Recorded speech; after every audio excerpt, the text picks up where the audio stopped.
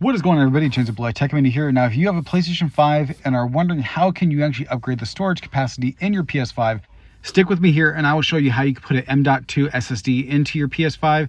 It's super easy. The SSD I'll be using is the Corsair MP600 Pro.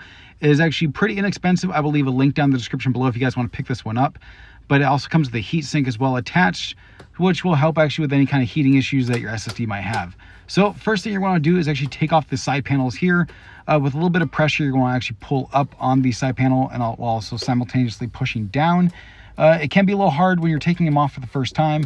Just be a little patient and don't worry, you're not going to break your side panel. So once you get the right side panel off, you'll see three things here. You'll see your fan, the disk drive, and the third thing you'll see is where your M.2 SSD is going to go. It's held down by just one screw. It comes off super easy. So once you get the screw off, all you should be able to do is take off this shield real easily here.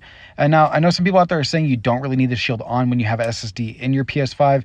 I highly recommend keeping it on because even though, yes, your SSD might run maybe a slight bit cooler by not having the shield on, it's not worth getting all that dust and debris on it, which is going to definitely mess up the SSD.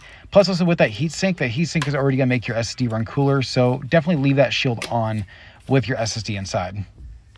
So once we got our SSD out of the box, all you have to do is be able to plug it in. On one side, you'll see where the prongs are that you'll plug in. The other side, you'll see a little bit of a divot there. And what that divot is you see those little screw holes right there in where your SSD is going to go. Is depending on the length of your SSD, that is where you're going to want to take this screw right here and actually basically put the screw in right where that divot is to hold your SSD in place. That way so it doesn't rattle around, move around, get loose or anything like that. So when you put your SSD in, you're going to put it in at an angle. You're not going to break it, so don't worry.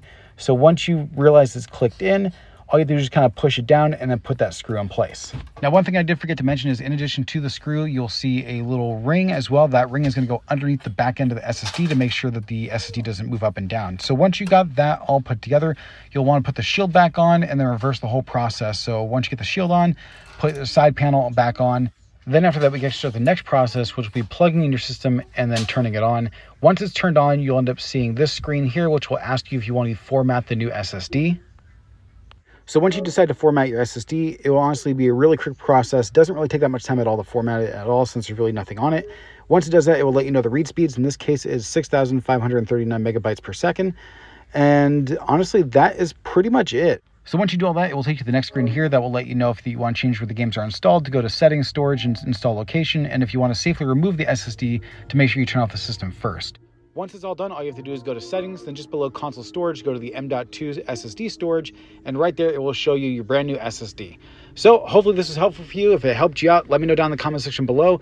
And if you guys want to pick up any of these, I'll leave them down in the description below. And as always, it's been James Blue Eye Tech. I'll catch you guys next time. Have a good one.